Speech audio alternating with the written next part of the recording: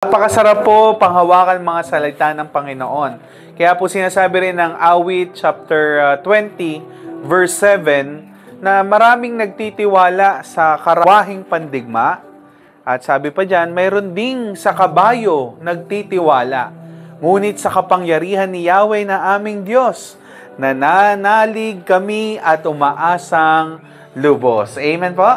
Alam niyo po yung kabayong ito, walang pinagkaiba sa panahon natin ng power, ng status in life, trabaho, business.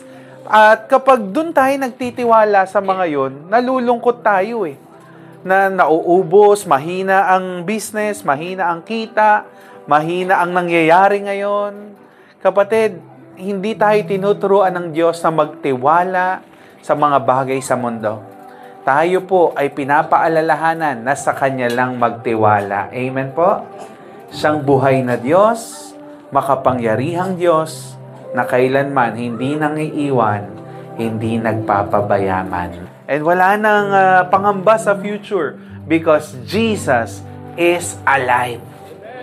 God is alive. He is so powerful. He is majestic at karapat dapat siyang palakpakan ulit ng kanyang mga anak. Hallelujah! Huwag mong ihuli ang Panginoon, kapatid. Unahin mo siya sa buhay mo. At salamat, tayo'y may kagaanan, may comfort na every time na si Lord ang number 1 sa ating mga puso.